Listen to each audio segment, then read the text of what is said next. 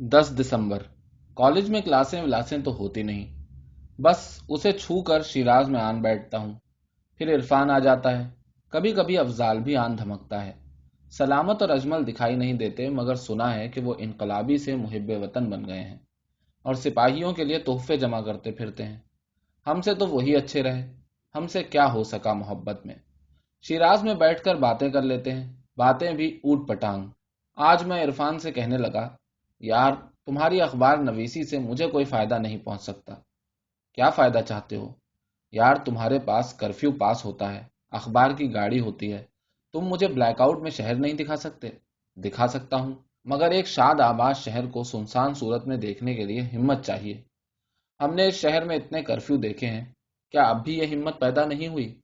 Curfew में शहर को देखने का तजर्बा अलग है, यह तजर्बा उससे बिल्कुल मुख्तलिफ है। अफजाल बीच में बोल पड़ा, इरफान ठीक कहता है, मत देख, डर जाएगा। देखा है या बेदेखे कह रहे हो? काके, देखा है जब कह रहा हूं। रुका और फिर ऐसे बोला जैसे डरा हुआ आदमी बोलता है। परसों रात जब इरफान ने अपनी दफ्तर की गाड़ी में मुझे घर पहुंचवाया था, तो मैं सुनसान अंधेरी सड़कों से गुजरते हुए दाएं बाएं की इमारतों को दहशत से देख रहा था। हर इमारत गुम स्थान, जैसे अंदर कोई न हो। मुझे लगा कि ये लोगों के मकान नहीं, चूहों के बिल हैं। चूहे डरे सहमे बैठे हैं। मैं डर गया। अफजाल मुझसे बढ़ गया। मुझे अपने मोहल्ले के घर, जब मैं रात में कभी गली में निकलकर नजर डालता हूँ, अंधेरे में लिपटे बे आवाज बे आहट ऐसे नजर आते हैं जैसे गार हों। 11 दिसंबर। गार में बैठा हूँ। बाहर काली रात मुंह खोले खड़ी है। सायरन, सीटियां, कुत्तों के भौंकने की आवाजें, इंसानी आवाज नदारत, जैसे लोग कहीं हिजरत कर गए हों। जंग के तिलिस्म में बंधा शहर। कभी कभी आसपास के सारे कुत्ते इस जोरों शोर से भौंकते हैं कि लगता है मेरे गार में घुस आएंगे, फिर चुप हो जाते हैं, मगर दूर से आवाजें आती रहती हैं। रात को जंगल में सफर करते हुए यही कुछ होता है। दूर की अनदेखी अनजानी बस्तियों से मुस्तकिल भौंकते हुए कुत्तों की आवाजें आती हैं, आती रहती हैं। एक हिसार सा बन जाता है, जैसे आदमी भौंकते कुत्तों के हिसार में चल रहा है, जैसे पूरे कुर्रे अर्ज के गिर्द कुत्तों ने घेरा डाला हुआ है। मैं खौफ के हिसार में हूं, अपने गार से दूर बीच जंगल में। जमाने और जमीने मेरे अंदर दरहमो बरहम है। मैं कहाँ चल रहा हूँ? किस जमाने में, किस जमीन में? हर सू दरहमी, हर मकाम पर अबतरी। जंगल से निकलकर बस्ती में आया, मगर कैसी बस्ती में? आदमी ना आदमजाद, सुनसान कूचे, वीरान गलियां, दुकानें बंद, हवेलियां मुकफ्फल। अजीजों, मैं देर तक हैरान हैरान फिरता रहा। आखिरुल अम्र एक बड़े फाटकों वाली हवेली को देखकर मुझे कुछ आस हुई कि शायद इसके अंदर लोग हों। मैंने दस्तक दी और चिल्लाया, कोई है? जवाब नदारद। फिर जोर से दस्तक दी और ऊंची आवाज से चिल्लाया, कोई है? बस मेरी आवाज की गूंज ही मुझे सुनाई दी। मुझ पर दहशत गालिब आ गई। दिल में कहा कि इस बस्ती से निकल चलो, मबादा कोई उफ्ताद आ पड़े। ये सोचता था कि देखता हूं कि एक झील है। पानी झील का कुछ उजला कुछ गदला। झील के बीचों बीच एक हाथी और एक कछुआ के एक दूसरे से लड़ रहे थे, मगर दोनों में से न कोई गालिब आता था, न मगलूब होता था। मैं हैरान खड़ा इस लड़ाई को देखता था कि एक मर्द फकीर नमूदार हुआ, झील के करीब पहुंचा, रुक कर हाथी और कछुए पर एक नजर अफसोस भरी डाली और एक आहें सर्द खींची। फिर कहा कि काश वो इल्म से महरूम होते और जबानें उनकी बेतासीर होती। फकीर के इस कहने ने मुझे हैरान किया। मैं उसके रूबरू पहुंच दस्त बस्ता अर्ज परदाज हुआ कि ऐ मर्द बुजुर्ग, तूने क्या देखा और क्या जाना कि ऐसा कलमा जबान पर लाया? वो बोला कि ऐ अजीज, आदमी तीन चीजों के हाथों ख्वार होता है। औरत के हाथों, जब वो वफादार ना हो। भाई के हाथों, जब वो हक से ज्यादा मांगे। इल्म के हाथों, जब वो रियाजत के बगैर हासिल हो जाए। और जमीन तीन चीजों से बेआराम होती है, कम जर्फ से जब उसे मर्तबा मिल जाए, आलिम से जब वो जरपरस्त हो जाए, हाकिम से जब वो जालिम हो जाए। मैं ये सुनकर उस बुजुर्ग का मुंह तकने लगा और उसके बयान की गुत्थी को नाखुने फहम से सुलझाने की कोशिश करने लगा। जब न सुलझा सका तो अर्ज परदाज हुआ कि ऐ बुजुर्ग, इस तामीम की तखसीस कर। तब उसने मुझसे पूछा कि अजीज, तूने इस बस्ती को कैसा देखा? मैंने कहा कि बुजुर्ग, मैंने इस बस्ती को बेआबाद देखा। तब वो मर्द फकीर यूं गोया हुआ कि अजीज, दास्तान इस बस्ती की यूं है कि वाली इसका एक मर्द नेक दिल नेक अंजाम था। दौलत दुनिया के साथ दौलत रूहानी से माला माल था। जब उसका वक्त आखिर होने लगा तो उसने अपने फर्जंदों को, कि गिनती में दो थे, पास बुलाकर बारी बारी सीने से लगाया। طبیعت اس کی اس سے ہلکی ہوئی۔ بولا کہ بیٹوں، میں نے علم اپنا تم دونوں کے بیچ مساوی تقسیم کیا، اور اے میرے بیٹوں، تم میرے بعد میرے اس باقی ترکے کو آپس میں اسی طور تقسیم کرنا کہ میں ڈرتا ہوں اس دن سے کہ تم اپنے حق سے زیادہ طلب کرو اور خلق خدا کے لیے عذاب بن جاؤ۔ ایسا کہہ اس مرد نیک فال نے آخری سانس لیا اور اس دار فانی سے عالم جاویدانی کو کوچ کر گیا۔ دونوں بیٹوں نے اس کا بہت سوگ کیا، پر جب ترکہ تقسیم کرنے بیٹھے تو باپ کی وصیت کو بھول گئے اور اپنے اپنے حق سے زیادہ مانگنے لگے۔ اس پر جھگڑا ہوا۔ جھگڑا کرتے کرتے دونوں نے باپ سے پائے ہوئے علم کے زور پر ایک دوسرے کے لیے بددعا کی۔ بڑے نے خشم آلود نگاہوں سے چھوٹے کو دیکھا اور بددعا کے لہجے میں کہا کہ تو کچھوا ہے۔ چھوٹے نے نفرت سے بڑے کو دیکھا اور بددعا کے لہجے میں کہا کہ تو بدمست ہاتھی ہے۔ سو اس کے بعد چھوٹا کچھوا بن گیا اور بڑے نے بدمست ہاتھی کا روپ دھار لیا۔ تب سے دونوں غصے میں دیوانے ہو رہے ہیں اور لڑ رہے ہیں۔ یہ قصہ عبرت سن کر میں نے استفسار کیا کہ اے بزرگ، انجام اس لڑائی کا کیا ہوگا؟ بولا کہ جھیل کا پانی گدلا ہو جائے گا۔ میں نے کہا کہ وہ تو ہو چکا ہے۔ بولا کہ اور ہوگا۔ میں نے پوچھا کتنا؟ کہا اتنا کہ جھیل دلدل بن جائے گی اور بستی میں خاک اڑے گی۔ میں خوف کھا کے اس ڈھنڈار بستی سے نکلا، چلا آباد بستی کی کھوج میں۔ جنگل جنگل پھرتا پھرا، خدا کا کرنا ایسا ہوا کہ دور آبادی کا نشان نظر آیا۔ اسی راہ پڑ لیا۔ قریب پہنچا تو کیا دیکھا؟ ایک نئی مرز بوم، شہر خوب، فضا مرغوب، باغوں میں اشجار سمردار انواع و اقسام کے، گل پھول رنگ رنگ کے، طائران خوش الحان شاخ شاخ، غزالان صبا رفتار روش روش، خوشبو کوچے، معمبر گلیاں، بازاروں میں کھوے سے کھوا چلتا ہے، کٹورا بجتا ہے، سقے سرخ لنگیاں باندھے مشکیں کاندھوں پر لادے چھڑکاؤ کرتے چلے جاتے ہیں، بھشتی بھر بھر کٹورے آب کوثر پلاتے ہیں، دکانیں صاف شفاف، صراف کے مقابل صراف، بالا خانے، آئینہ خانے، کوئی نازک پدمنی جھولنے میں جھولتی ہے، آرسی میں اپنا روئے زیبا دیکھتی ہے، کہتی ہے اللہ ری میں، کوئی شہر خوبی آب رواں کا پیراہن پہنے ہوئے کہ صاف ادھر سے نظر آتا ہے ادھر کا پہلو، کسی گلرو کا عالم یہ کہ آنکھوں میں کاجل، ہونٹوں پہ مسی کی دھڑی، سینہ چھلکا پڑتا ہے، دوپٹہ ڈھلک ڈھلک جاتا ہے، پیٹ سندل کی تختی، ناف سونے کی پیالی، پیڑو جیسے پیڑے، آگے پردہ داری ہے، شرم کی عملداری ہے، قیاس کن ز گلستان من بہار مرا، جس کی قسمت یاوری کرے اور ہمت ساتھ دے وہ غوطہ مارے اور گنگا نہائے، ہمت کو شناوری مبارک۔ ایک دفعہ تو میں الف لیلہ کا ابو الحسن بن گیا، گلی کوچوں میں پھرتا تھا اور حیران ہوتا تھا، مگر رفتہ رفتہ آنکھیں کھلی، عجب منظر نظر آیا، حق دق رہ گیا، جس سر پر نظر گئی اسے غائب پایا، آدمی صحیح سلامت، کھوپڑی غائب، دل میں حیران کہ یہ خواب ہے یا عالم بیداری۔ آنکھیں مل کے دیکھا، پھر وہی منظر، یا الہی ان لوگوں کی کھوپڑیاں کہاں گئیں؟ دیر تک چپ رہا، آخر ضبط کا دامن ہاتھ سے چھوٹا۔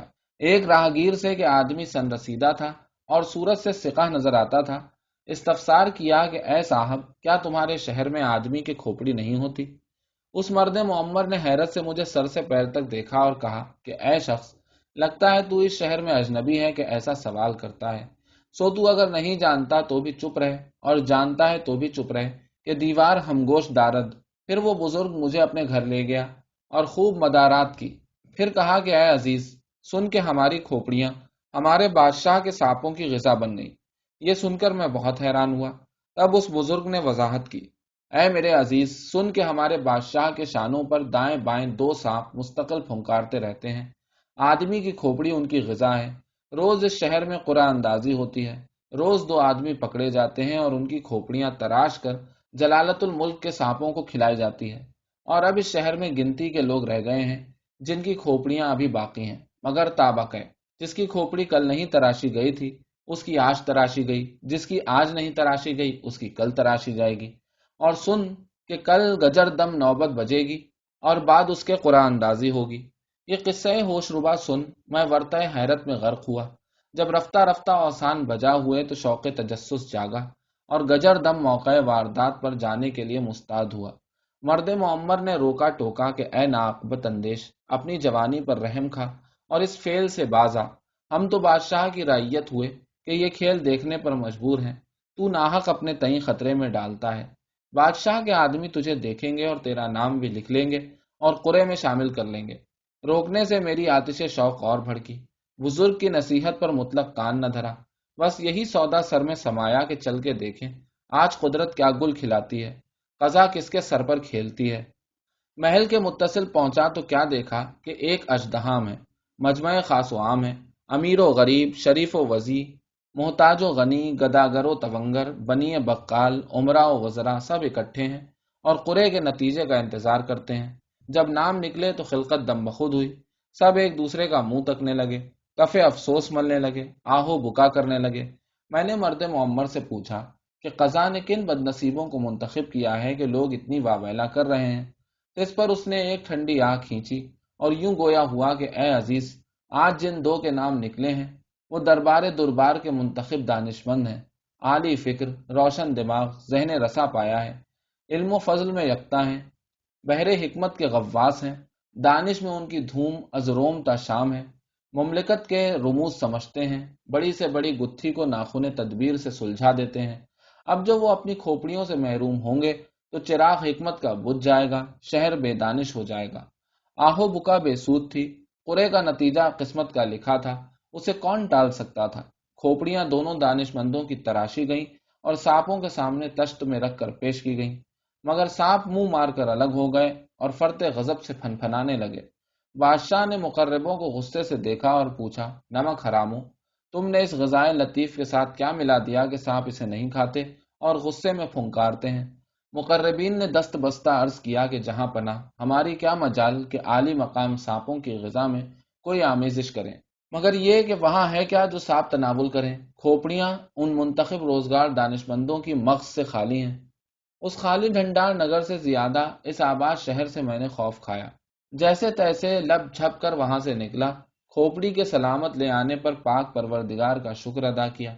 बस फिर करियों, शहरों, बस्तियों का ख्याल छोड़ा। वीरानों में फिरता फिर रहा हूँ।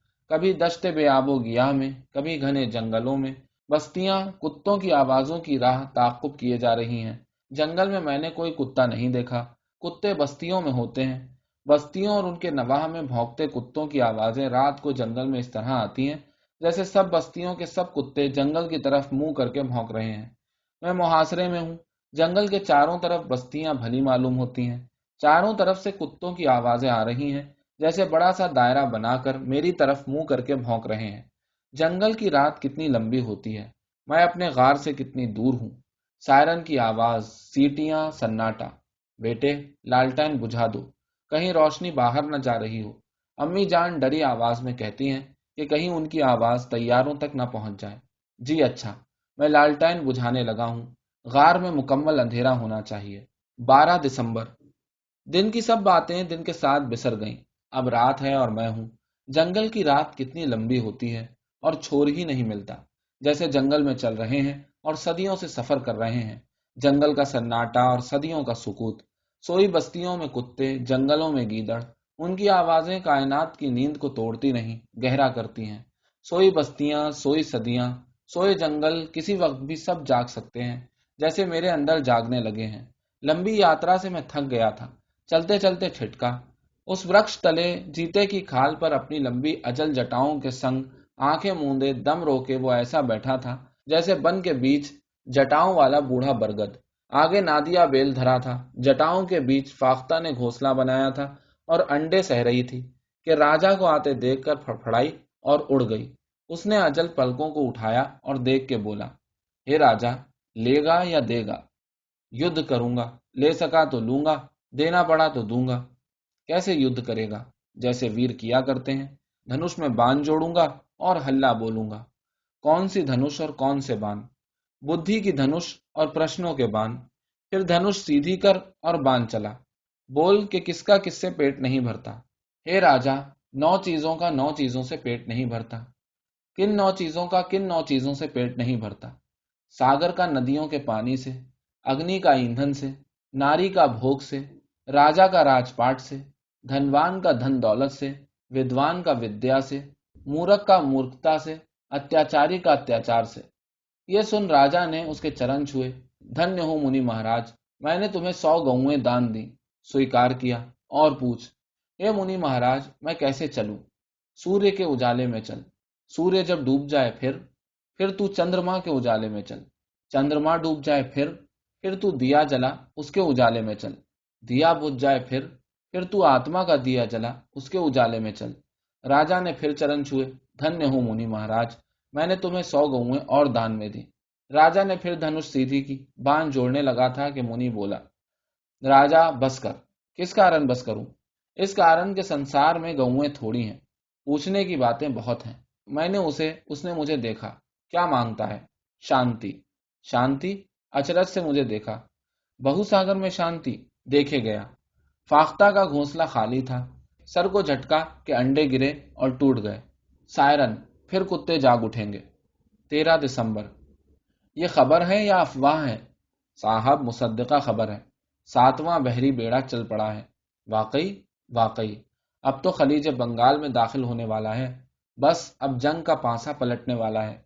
शिराज में नजीरा की दुकान पर, हमारे घर में, जहां ख्वाजा साहब पल पल की खबरें लेकर अब्बा जान के पास पहुंचते हैं, सब जगह अमेरिका के 7वें बहरी बेड़े का चर्चा है। सूखे धानों पर जैसे पानी पड़ गया हो।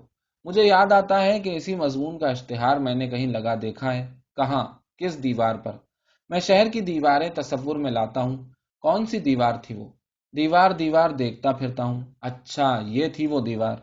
शाहजहानी मस्जिद की दीवार। एक बड़ा सा इश्तिहार लगा है जिस पर ढाल और तलवार की तस्वीर बनी है। खबर दर्ज है कि ईरानी लश्कर चल पड़ा है, जहां आबाद पहुंचा चाहता है। खिलकत इकट्ठी है जैसे पूरा जहां आबाद सिमट आया हो। अमा, कैसा अखबार है? क्या इसमें दर्ज है? ऐ साहब, मजमून वाज़ेह है। ईरान का लश्कर मारा मार करता चला आ रहा है। बस इसे पहुंचा समझो। फिरंगी के दिन आ गए हैं। अमा नहीं तो फिर किबला आप खुद पढ़ लें। अच्छा, फिर तो बहुत बेरा खेरी होगी। ऐ साहब, वो तो होगी, मगर मेरे अजीज, फिरंगी कुछ मुंह का निवाला नहीं है।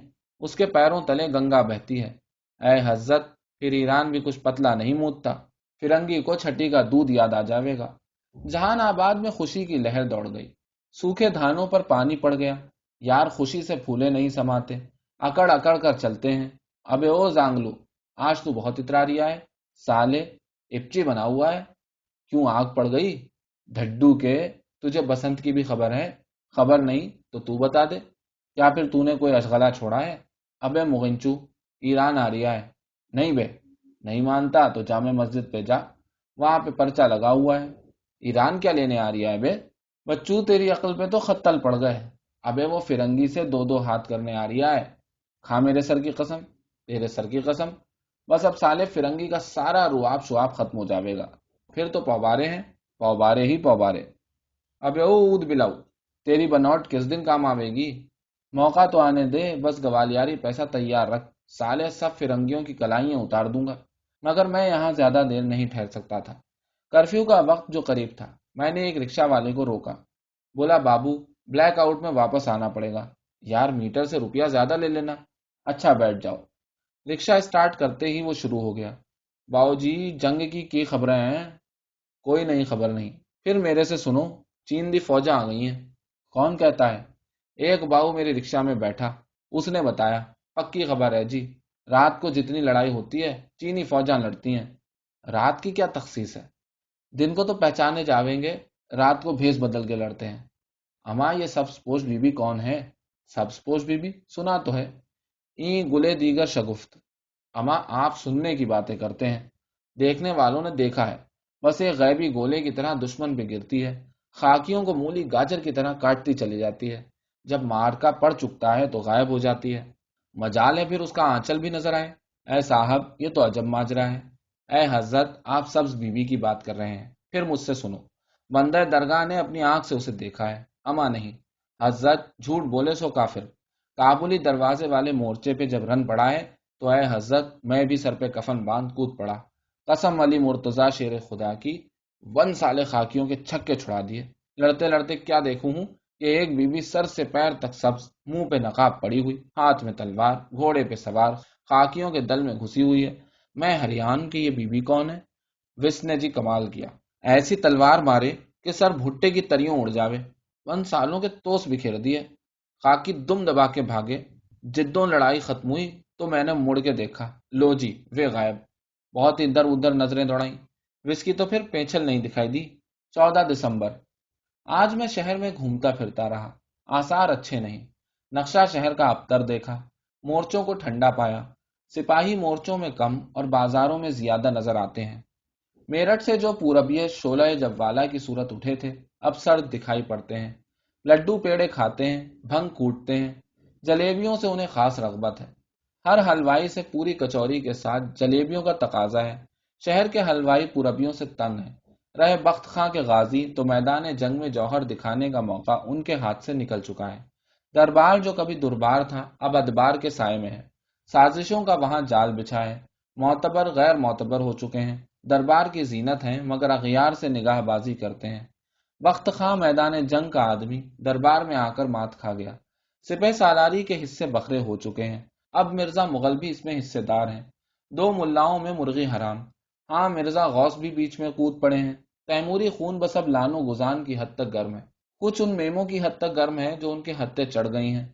मिर्जा गौस रजस खानी ज्यादा करते हैं, जंग कम लड़ते हैं, मगर उनकी रजस से ज्यादा हुजूर बादशाह सलामत का ये शेर फिजा में गूंज रहा है। दम दमों में दम नहीं, अब खैर मांगो जान की। ऐ जफर बस हो चुकी शमशीर हिंदुस्तान की। खुदा इस शहर पे अपना रहम करे। मैंने लाल किले की दीवारों पर जर्दी खुंडी देखी है। सादा दिल अहले दिल्ली ईरान के लश्कर के हुनूस मुंतजिर हैं। 15 दिसंबर। ड्यूड़ी से कदम निकाला ही था कि ऐसा धमाका हुआ कि सब दरो दीवार हिल गए। लगता था कि इसी कूचे में किसी ने ग्राब मारी है। आगे चला, चावड़ी बाजार में एक हलवाई की दुकान पर पूरबियों का भीड़ भड़क्का देखा। कोई शोर मचाता है, हमों को पूरी दो, कोई गुल मचाता है, जलेबी जलेबी। मैंने उनसे पूछा कि यह धमाका कैसा हुआ था। क्या कहवत है रे, एक ने मुट्ठी भर कलाकंद मुंह में ठूंसते हुए पूछा। अभी अभी धमाका हुआ था, जैसे पास ही तोप दगी हो। मारी होगी किसी सास के जमाई ने ग्राब। दूसरा लापरवाही से बोला। देख मियाँ, तीसरे ने गुस्से से कहा, लड़ाई भिड़ाई जावे भाड़ में, तू हमों को पेट पूजा कर लेने दे। जा लंबा बन। मैं अपना सा मुंह लेके आगे बढ़ लिया। ये हैं वो जो दिल्ली के तख्त की हिफाजत करेंगे। हरे भरे शाह के मजार और शाहजहानी मस्जिद के बीच खड़ा हूँ और सुए फलक देखता हूँ। या मेरे मौला, हुजूर जिले सुबहानी के होते ये कैसा साया मस्जिद के मीनारों और किले की बुर्जियों पर कांपता देखता हूँ। एक नंग धड़ंग फकीर, करबड़ी दाढ़ी, मैली लंबी उलझी जुल्फें, सुर्ख अंगारा आंखें, वहशत से चिल्लाया, अरे हट, देखता नहीं लाशें पड़ी हैं। लाशें? कैसी लाशें? कहाँ हैं? मैंने इर्द गिर्द नजर डाली। फकीर चुप हुआ, बड़बड़ाया, जैसे अपने आप से कह रहा हो, जबान बंद रखो, तुम्हें इसरारे इलाही फाश करने को किसने कहा है। फिर हरे भरे शाह के मजार की तरफ चला। मजार के पास पहुंचते पहुंचते नजरों से ओझल हो गया। 16 दिसंबर। आज सितंबर की 14 है, कयामत का दिन। 57 सिंह की सबसे सितम अंगेज साथ। घर से बाहर आया तो शहर को दरहमो बरहम देखा। ये देखकर हैरान हो रहा था कि एक जबरदस्त धमाका हुआ, जैसे बंदूकों के 100 फायर एक साथ हुए हों। दिमाग मुख्तल हो गया। समझ में ना आया किधर जाऊं। पांव खुद बखुद किले की तरफ उठ गए। किले के दरवाजे पे पहुंचा तो क्या देखा कि फाटक बंद है। उफ लगा है, न दरबान न पहरेदार। फाटक के मुत्तसिल एक तोप नस्ब है, मगर चलाने वाला कोई नहीं। अक्ल हैरान। अजब सुम्मुल अजब। शाहजहानी किले के दरवाजे में ताला। बारे एक सूरत नजर आई। मैंने उसे पहचाना। ये तो दरबार दुर्बार का दरबान है। कहाँ भागा जाता है? मैंने उसे टोका। उसने भागते भागते कहा कि खैर चाहता है तो यहाँ से चला जा, खाकियों की पलटन आ रही है। और हुजूर जिले सुबहानी? हुजूर जिले सुबहानी मकबरे हुमायूं में है। शहजादे शहजादियां तितर बितर हैं। जिसके जहां सींग समाये निकल गया। किला खाली है, भाएं भाएं करता है। मैं पलट लिया। रस्ते हु हक कर रहे थे, मगर दूर से तोपों के दगने की आवाजें आ रही थी। कभी इस राह कभी उस राह, कभी किसी के छत्ते में कभी खुली सड़क पर। कहीं रास्ता यहाँ से वहां तक खाली, कहीं लोग सरासीमा बगलों में पोटलियां दबाए टब्बर को पीछे लगाए भागे चले जाते हैं। चावड़ी में और नक्शा देखा। लोग लट पोंगे लिए खड़े हैं। एक चारपाई की पट्टी लिए घर से निकला और सफ में आन शामिल हुआ। दूसरा फुकनी से मुसल्ला घर से बरामद हुआ और बाजू तोलता बीच सड़क पे आन डटा। मैंने करीब जाकर राजदाराना पूछा, अजीज क्या नीयत है? फुकनी वाले ने कड़क कर कहा, लड़ेंगे। मैंने फुकनी वाले फिर चारपाई की पट्टी वाले को हैरत से देखा और आगे बढ़ लिया। फिर खुद ही हैरत रफा हो गई। ठीक है, लड़ने वाले फुकनी चिमटे और चारपाइयों की पट्टियों से भी लड़ते हैं। जिन्हें नहीं लड़ना होता वो तैयार तोपों और भरी बंदूकों को छोड़कर भाग खड़े होते हैं। जामे मस्जिद के सामने से गुजरते गुजरते ठिठका, सकते में आ गया। लाशों का फर्श बिछा था। हरे भरे शाह की तरफ से गजबनाक आवाज आई, तुझे किसने कहा कि यहाँ ठहरे? चला जा। ادھر نظر گئی، وہی ننگ دھڑنگ مجذوب، بدن میں راشا آ گیا۔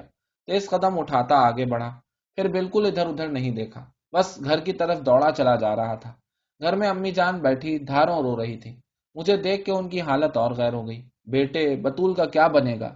ابا جان صبر و سکون سے بیٹھے تھے، مجھے دیکھا، تامل کیا، بولے، یہ خبر صحیح ہے؟ میں کیا جواب دیتا؟ جتنا سب کو معلوم تھا اتنا ہی مجھے معلوم تھا۔ سوچ کر میں نے کہا کہ عرفان کے دفتر جاتا ہوں، وہاں سے پتا چلے گا کہ صحیح خبر کیا ہے، پھر جاؤ اور معلوم کر کے آؤ۔ رستے میں جو بھی ملا، جس سے بھی پوچھا، وہ اتنا ہی باخبر اور اتنا ہی بے خبر تھا جتنا میں تھا۔ واضح خبر کسی کے پاس نہیں تھی، اور سب کو پتا تھا کہ یہ کچھ ہو گیا ہے، اور کسی کو اعتبار نہیں آ رہا تھا۔ اعتبار اور بے اعتباری کے درمیان ڈاواڈول میں نے گھر سے شیراز تک کے رستے میں کتنی مرتبہ اس خبر کو افواہ جانا اور کتنی مرتبہ اس افواہ کو خبر سمجھا۔ میرا قیاس تھا کہ عرفان اس وقت شیراز میں ہوگا، وہاں موجود تھا۔ عرفان دفتر سے آ رہے ہو؟ ہاں۔ خبر پوچھو گے؟ ہاں۔ مت پوچھو، صحیح صورتحال کا کسی کو پتا نہیں ہے۔ ہم نے ڈھاکہ کانٹیکٹ کرنے کی بہت کوشش کی، کانٹیکٹ نہیں ہوا۔ پتا نہیں زوار غریب کا کیا حال ہوگا۔ یہ لوگ گورنر ہاؤس سے انٹرکون میں منتقل ہو گئے ہیں، اور میری امی اپنی بہن کے لیے پریشان ہے۔ پریشان ہونا چاہیے، مگر کیا ہو سکتا ہے؟ ٹھیک کہتے ہو۔ میں چپ ہو گیا۔ شیراز اس وقت بھرا ہوا تھا، مگر کوئی چائے نہیں پی رہا تھا۔ سب ایک دوسرے سے پوچھ رہے تھے۔ وہ پوچھ رہے تھے جو وہ جانتے تھے، مان چکے تھے، ماننے سے انکار کر رہے تھے۔